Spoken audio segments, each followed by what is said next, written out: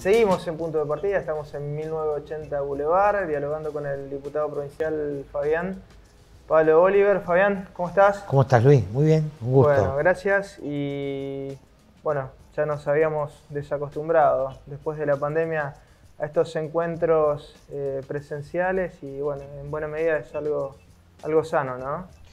Sin duda, la verdad que la virtualidad o la pandemia nos enseñó que la virtualidad, el trabajo con tecnología es posible, pero bueno, para mí por lo menos es mucho mejor la cercanía y lo presencial mucho más que lo virtual. Sí.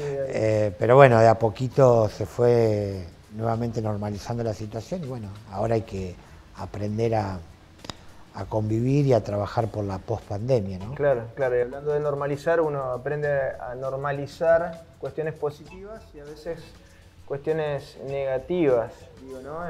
Entrando en el terreno de la política, sabemos hace unos días que se dio en el caso Vorobiov una sentencia y es un tema que ha traído mucha cola en el debate legislativo también, político, porque bueno, ha sido un caso emblemático de lo que no hay que hacer con la cosa pública, ¿no?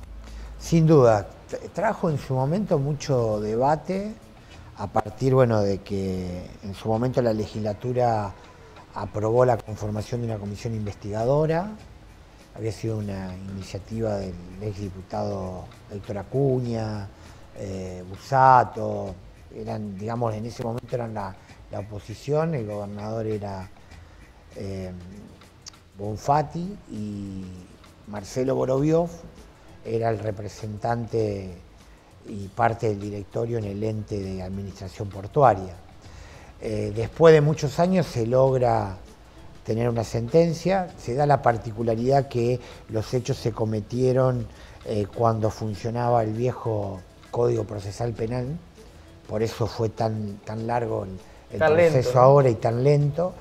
Yo tengo, digamos, una situación, diría, ambigua. Por un lado, pongo en valor y creo que desde lo institucional nos debemos expresar favorablemente, dando el apoyo a los fiscales y al juez que lograron llevar adelante la investigación.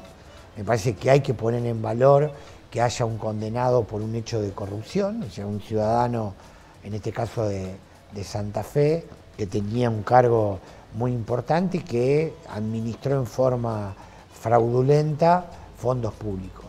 Se comprobaron 4 hechos concretos de corrupción y eso creo que es importante, por eso presentamos un proyecto en la legislatura para que la legislatura manifieste el apoyo a la justicia y a la tarea que hicieron los fiscales. Y por el otro lado, bueno, un poco un sabor amargo por la condena propiamente dicho, porque en realidad... Eso te iba a decir, porque a ver, si uno se pone en el lado de un ciudadano de a pie que está viendo la información, ¿no? Estamos hablando de que Vorobiov, al frente del ente del puerto, le cedió espacios físicos públicos a actores privados para que hagan sus negocios y entre ellos familiares. Y la igual condena, que contratación de servicios, exacto, de obras. Bueno, y la condena, digamos, es irrisoria en función del volumen de los negocios que estamos hablando. Bueno, esa es la parte, por eso digo el sabor amargo. Yo creo que también los funcionarios judiciales deben entender que la figura del juicio abreviado, que para que lo entiendan que no es abogado, yo no soy abogado, pero sí, lo puedo explicar, es cuando la persona imputada y procesada reconoce que cometió un delito. Eso hace que se acorte el trámite judicial. Eso también permite que inclusive en la acusación los fiscales tengan inclusive hasta menos elementos para reunir. Es un reconocimiento del imputado que cometió un delito.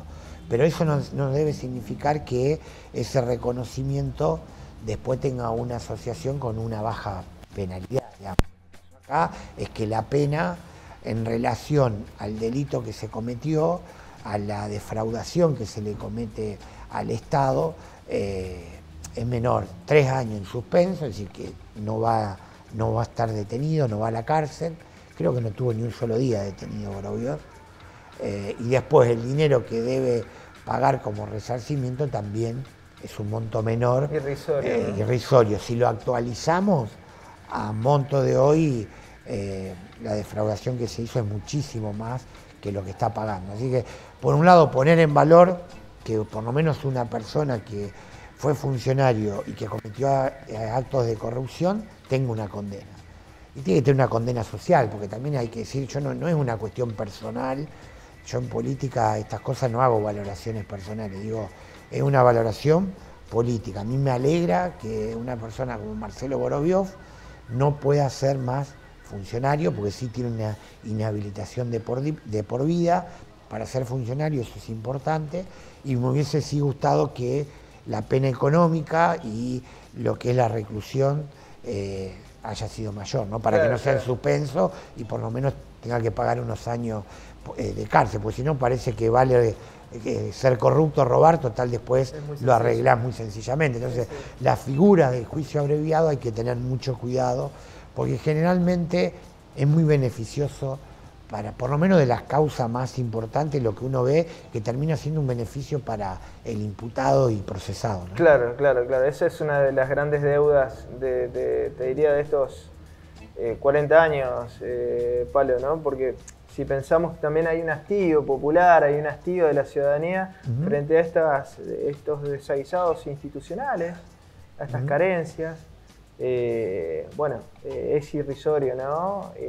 Como vos lo planteabas, y esto da pie también a los discursos antisistema. El propio sistema debería... colabora para... Claro, pero debería tener su vacuna, ¿no? Contra este tipo de situaciones. Yo creo que hay que ir sumando primero masa crítica y después seguir irrumpiendo, insistiendo. Yo presenté este proyecto, ayer lo planteé para que se trate sobre tabla en la reunión de labor parlamentaria, que es la reunión donde estamos todos los presidentes de bloque. No hubo consenso, querían ver bien el proyecto, esperemos que lo podamos sacar por comisión. A mí me hubiese gustado que sea una manifestación de la Cámara sobre tabla. Yo creo que no hay que tener dobles varas. Marcelo Vorobio fue un funcionario de un gobierno del espacio del cual yo milito y reivindico, que es el Frente Progresista. Fue corrido por el propio gobernador, el exgobernador Antonio Bonfatti. Después que lo corrió, el propio gobernador envió 2 auditorías para que se investigue. Entonces me parece que no hay que dudar y ser tibio ante estas posiciones. Lo hemos hecho con otros casos más, y bueno, con este, que en este caso es un exfuncionario del gobierno del Frente, me parece que con más razón, quienes entendemos que la política tiene que ser transparente y que hay que correr a los corruptos, bueno, hay que poner en valor cuando por lo menos la justicia determina que hubo un funcionario que se lo corrió, determina que es corrupto, bueno, hay que ponerlo en valor. ¿Cómo lees este momento más allá de lo político? Sabemos que están construyendo un espacio de encuentro progresista, pero digo, es un momento con tantas dificultades para la comunidad, para el hombre y la mujer de a pie, y donde en un punto, cuando esto sucede, la chispa salta por cualquier lado, ¿no? Y también es cierto que en cierta medida la agenda política a veces deja a un lado los temas trascendentes. ¿Cómo lees o cómo están leyendo ustedes este momento? Mira, en primer lugar creo que la pandemia vino a empeorar una situación de recesión económica que teníamos hace algunos años. Sobre todo vino a crear más dificultades a un gobierno que recibió una herencia muy pesada, porque está claro que el gobierno de Mauricio Macri dejó un país en peores condiciones que en el 2015 cuando lo recibió. La pandemia sin duda que afectó el precio internacional, los commodities, a partir de lo que es la guerra de Rusia con Ucrania también obviamente que genera dificultades, pero está claro que la política argentina hace mucho tiempo perdió, creo que el valor más importante que tiene que tener la política, que es construir los consensos necesarios para determinar políticas públicas que se sostengan en el tiempo, lo que comúnmente se llama política de Estado. Argentina hoy me parece que tiene 4 problemas que ya son estructurales, que son sin ningún tipo de duda las dificultades para producir y para aplicar valor agregado a la materia prima, la pobreza y los bolsones de pobreza, la distribución y la violencia. Obviamente que en lo que es la pobreza y en los problemas de distribución y los problemas económicos está muy presente lo que es la inflación, pasan los gobiernos, las recetas, y Argentina no puede resolver un problema que es más político que económico, como es la inflación. Claro. Y eso hace que, obviamente, que la gente nuevamente empiece a reaccionar contra la política y contra el propio sistema. Cuando esto pasa, cuando hay falta de legitimidad y de representación o crisis de representación política, lo que pasa es que se pone en crisis el sistema político. A veces pasan crisis como en el 2001, a veces hay revoluciones, a veces aparecen emergentes como Milei, que la verdad a mí me preocupa que crezcan en la consideración social personas como Milei, digo porque creo que es una persona xenófoba, violenta, más allá de que no comparto en términos políticos su posicionamiento, porque es una persona neoliberal en su concepción y de lo que pretende para el Estado, totalmente distinto a lo que yo pretendo, o un grupo de militantes pretendemos. Me preocupa él, digamos, en términos personales, la clase de persona que es, ¿no? Claro. Entonces, bueno, por lo menos lo que vende, ¿vale? Porque no podemos dejar de obviar que ha sido el empleado histórico de Ornequian, y Ornequian es como la mafia rusa en Argentina, digamos, son los que se quedaron con las concesiones menemistas. En realidad son los grupos concentrados de la economía, la oligarquía que se le decía en otro momento. Hoy creo que Argentina aprendió que el vehículo que tenían estos sectores de poder económico, que por mucho tiempo fueron las Fuerzas Armadas y las interrupciones constitucionales para poder aplicar sus planes de gobierno y sobre todo los planes económicos, hoy ya no hay más lugar en la República Argentina, sobre todo por lo que significó el último golpe cívico-militar, por lo duro que fue, por lo oscuro, por lo violento, por el sufrimiento que causó. Y bueno, seguramente, en primer lugar, por la lucha casi en soledad de las madres, después las abuelas, bueno, los grupos de derechos humanos, y lo que fue la recuperación de la democracia, los juicios a las juntas militares, el proceso de memoria, verdad y justicia, todo eso ayudó para que entendamos que ya el vehículo no pueden ser más las Fuerzas Armadas. Pero Juntos por el Cambio, y sobre todo Macri, logró algo que fue concentrar en un partido político por primera vez la representación de esos sectores. Hoy se lo va a disputar Milei. Yo creo que Milei es un representante, al igual que Macri, de esos sectores, y hoy se lo está disputando en términos electorales, más allá de que Macri tenga buena relación con Milei, igual que Patricia Bullrich, no así el resto de Juntos por el Cambio.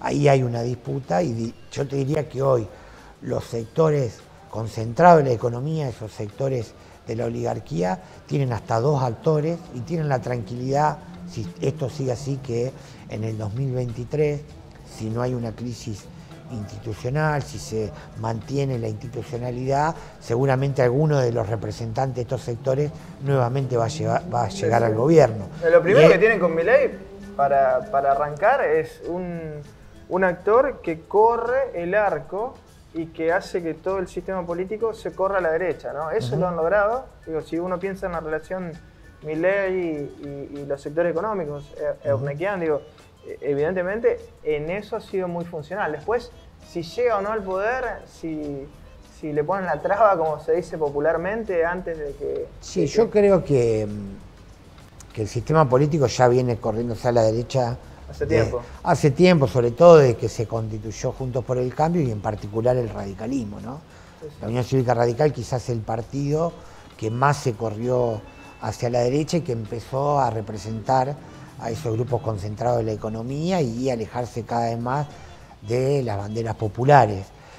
Por eso digo, hoy Milei pone quizás en crisis a Juntos por el Cambio y sí hace que Juntos por el Cambio quizás se corra más a la derecha. Eso claro. Sí, para disputar sobre todo el enojo que hay en la sociedad, que hoy lo está canalizando gran parte de ese enojo el propio Milei. Y porque también está muy fresco en la memoria colectiva los fracasos del gobierno de Juntos por el Cambio. Por eso también creo que Milei tiene ese crecimiento en la consideración social, porque hay descontento con el actual gobierno y porque todavía está muy fresco en la memoria también lo mal que lo pasamos con el gobierno de Mauricio Macri. Así que esperemos, yo lo que digo es esas disputas mientras se den en el campo de lo político y en el sistema democrático, bueno, hay que respetar esos procesos. Seguro. Desde el lugar que me corresponde a mí como militante es no renunciar y no apoyar justamente ese corrimiento del radicalismo hacia la derecha. Por eso en Santo Tomé estamos armando esto de Encuentro Progresista, que es un espacio político muy similar a lo que fue el Frente Progresista Cívico y Social, prácticamente con los mismos actores locales, pero con una convocatoria amplia, también para escaparle al frente de frente, porque bueno, nosotros somos militantes que entendemos que una unión entre lo que era el Frente Progresista y Juntos por el Cambio no es conveniente, no adherimos a esa construcción y por eso creemos que por lo menos en la Patria Chica, en nuestra casa en Santo Tomé, vamos a resistir desde ese lugar, con mucha expectativa también porque hay mucha gente que se está sumando, estamos armando los grupos técnicos, vamos a tener un programa de gobierno para la ciudad innovadora, también con los principios y los valores del Frente Progresista y que son valores y principios que quizás en la agenda política hoy no son importantes, volver a plantear la necesidad de la solidaridad, de la participación ciudadana, todos valores que no están dentro de la agenda pública porque la verdad que no son prioritarios dentro también de los modelos de gobierno que tenemos hoy presentes, ¿no? Así que por lo menos tratar de resistir desde ese lugar, desde Santo Tomé. Pablo, gracias por estos minutos. A vos, muchas gracias, Luis. Seguimos en Punto de Partida.